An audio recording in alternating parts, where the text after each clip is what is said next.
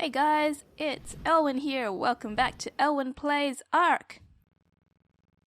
Today is a special episode because we hit 100 subs! Woohoo!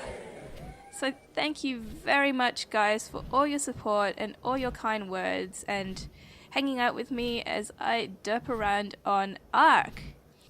Today also marks another special milestone. I've just checked Steam and we've just hit just over 500 hours on ARK. Now given some of those hours have been me AFKing waiting for eggs to drop, but we've managed to do so much in 500 hours. We've built 2 bases, destroyed one of those bases, rebuilt this gigantic monstrosity that I'm going to show you today, and we've hit level 72. Lots of things have been happening. Sorry about not very many videos in the last week. I've actually been away, but I've done a little bit of work off camera, so let's do a bit of a tour and show you what I've been up to. So this is the location of a former beachside resort, which got turned into swampland with the swamp biome update. This is my new house. So what I've done here is built it out of stone because wild dinosaurs can't damage stone, and we've put a vault in here. One of the tribes on this server, not naming names, awesomeness, is a self-declared tribe of pirates, and they are threatening to go around pillaging and plundering, so this is a pin-coded vault. So allies can get into it if they know the pin, but the pirates can't. I mean, they have to get past the door to start off with as well. I've left this smithy out here as a bit of a decoy. You know, if they want to raid the spare tools, these are all tools that I don't actually need. They are more than welcome to raid those tools, but I have pin-coded everything that is important to me. So that is, it's a bit of a shell at the moment. It's just my vault and engram bookshelves. Up here is the rampway to the bird box. So I've put the avises up here to keep them safe from snakes and sarcos, and I've actually put them on passive because if they're on neutral they'll go and try and help and then they'll disappear into the swamp. So I put them on passive, and I've put Jeremiah the second in here to guard them. He's my green frog. Unfortunately we did lose Jeremiah the first to a snake, so that is Jeremiah the second. Next door we have the old beachside resort house, which is now the Swampside Adventure House, and I've moved the public library in here. There is Ozzy's mangled body. I can't seem to drag him inside the house for some reason. Oh, there you go. It's working for us now that I'm recording. Let's get you back inside. Oh, I've lost him. I've lost him. I'm sorry, Ozzy. I lost your body. You disappeared. Okay, I'm gonna hit G and let go of wherever he's gone, but I don't think he had much important on him if he accidentally dies. Whoopsies. Anyway, so this is the new public library. I've just moved all of the spare engrams into here. Put a bunch of free gear in here for anyone that wants it. And I think there's more free gear in here for anyone that wants it. I'm looking forward to when they introduce the ability to sit on these chairs and benches, because then it'll be like a library. You can, you know, grab a book and read it if that's what you're wanting to do. There are a whole bunch of bushes under here that I haven't dealt with because it kind of looks a bit neat having the straggly fibers coming through the ground, kind of like we're really in a swamp here. I still have the up and down ladder. It still goes up and down. If I can up and down, woohoo! And the bedroom is still attached to the upstairs, where you will be probably safe from snakes and crocodiles and all sorts of nasty things that happen in the swamp. What I have introduced, what I've built here is another bird box so that visitors and guests can park their flying birds and, you know, have somewhere safe to put them as opposed to just on the ground. So we've got the new dye shop in here, which is the same as the last time with the basic intermediate and advanced dyes. I don't think we've got any paying customers just yet, but you know, if you build it, they will come eventually. This is the new Dodo egg and narcotic shack. You can tell because it's green and white, green for narcotics and white for Dodo eggs. And here is a box full of eggs, which, I mean, it's not quite as full as it used to be.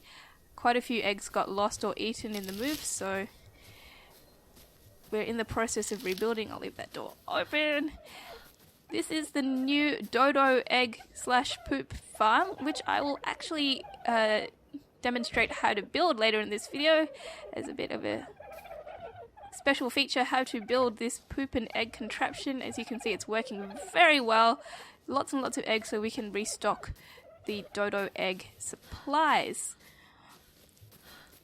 I've got quite a collection of Paraceratheriums, and they're actually working as portable storehouses for me. I think Sarah's holding the wood, Terry's holding the thatch, Parry's holding the hide, and is holding all my spare dye and charcoal. I've created a couple of pens to put all of the dinosaurs in. So this is the Stegotrichano pen. Inside here is the bird box, where I've put all the terriers here on neutral, but because they're inside this box, if something does wander into the base and aggro stuff, they won't wander off into the swamp when they're trying to attack stuff. Here is the turtle pen.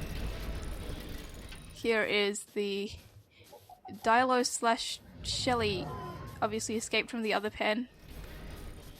And this here is the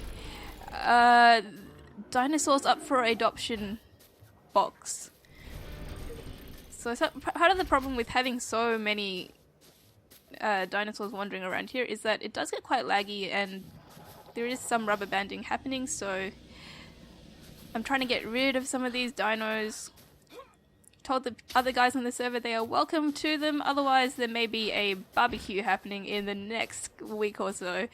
This is a very small version of my egg / poop farm for larger animals, where I've just put a selection of dinos that I want the eggs from up here.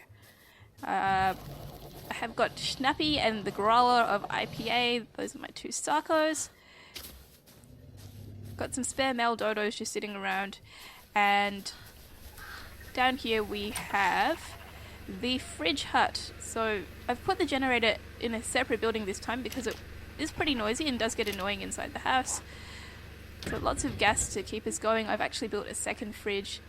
So this is the meat fridge, and this is the egg and kibble fridge with other assorted food. Preserving bins for making jerky, places for all my other junk. Here are my two dire wolves that we got from the snow, and a garden. This time it's got a protective fence to keep the pirates out, and some guard phiomias. So I have a couple of Rexes and mammoths kind of doing guard duty, because Sarcos do wander in quite frequently. And, oh that's right, last but not least, here is my workshop, which is all locked up so that the pirates can't get in and steal all of my junk. Now, the walls at the moment are made of wood, and I have put some spike walls on this side, but I am in the process of upgrading the walls on this side to stone, so that I don't have to worry about the walls getting destroyed when wild Sarcos in particular decide that whatever's inside the pen would make a nice snack. And this is my herd of Megalosaurai. Is that how you say the plural?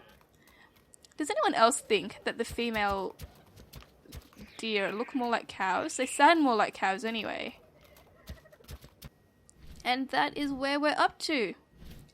So, for today's episode, we're going to I'm going to show you how to build this poop farm, and then the noontime music will play. Hey guys, are you after lots of dodo eggs and poop?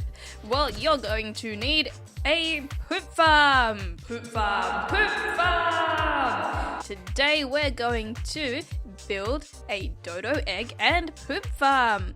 So the first thing that you're going to need is a stack of dodos. The next thing you'll need to do is to put down some foundations. You can make your farm as big or as little as you want it to be, but the minimum basic structure is 2x1 in size. So what we need to do is put down a wall, then put down a sloping wall. Then we need to put down these sloping thatch roofs so that we've got a sort of ramp happening. You will need to put down a second sloping wall section so that you can put your second layer of sloping thatch roofs on. That's right, ladies and gentlemen, we have created a ramp! Now that we've got our ramp set up, we need to prevent the dodos from wandering off the edge. So we're going to put down these roof sections right here. It'll give us a place to stand and it will stop the dodos from jumping off the edge when we get them up onto the ramp. Now you might notice, because of the level of the ground relative to the foundations, these dodos are not going to be able to walk up this slope. So what I'm going to do is build some wood ramps so that they can get up here. Alright, we're back and we have made some ramps for these dodos to walk up on, because they are only short and they cannot jump and they cannot fly, even though they wish they could, but they are only dodos. So here we go. Let's lead our first group up to the ramp. Look at them trying to walk fast on their stumpy little legs. And up we come. So notice how they're a little bit hesitant about following me further up. We need all of these dodos to be standing on the higher of the two ramp thatch roof sections, because the bottom one is actually going to get destroyed. So the way to persuade them to stand on the top section is simply to jump off. Notice how they all try to follow me, but the roof is blocking them so that they won't walk off the edge. This one looks like it is possibly going to fall off when I take that bottom roof section away, so we'll bring her down and try her again. Okay, we have all of our dodos positioned on the top roof section, so what we will do now is demolish all of these bottom roof sections so we can get easy access to the poop and the eggs that drop down beneath. You might notice there are some already in that crease. That's because the game thinks that the line between the two roof sections is actually a gap big enough for poop and dodo eggs to drop through. And now we can come in along and clean up the walls, make it look pretty, but effectively that is it.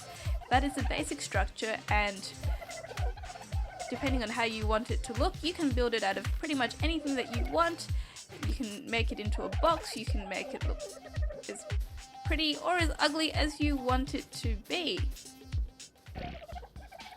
Okay, here are some random helpful hints and tips that I have discovered along the way. First off, notice how all these dodos are on passive. That is because after all that effort getting them up here onto the platform, we really don't want them to move.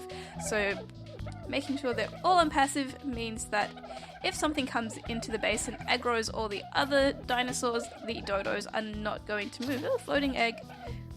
Random. There you go, it dropped. So that is one helpful tip. Put your dodos on passive and put other different dinosaurs around to guard them. Another helpful tip is put a feeding trough in. hand feeding all of these dodos individually would take a very long time and be a massive headache, so if you can get your hands on a feeding trough, that will save you a lot of time and effort and make it easy to keep these guys from starving. Thanks for joining me for this episode, and thank you all again for helping me reach 100 subs. Woohoo! If you haven't already, don't forget to check out the other stuff that's on my channel. I've got a couple of tutorials and dinosaur spotlights floating around in here. And if you like what you see, hit that like button, leave me a comment underneath, or hit that sub button even. Thanks again, and I'll see you next time.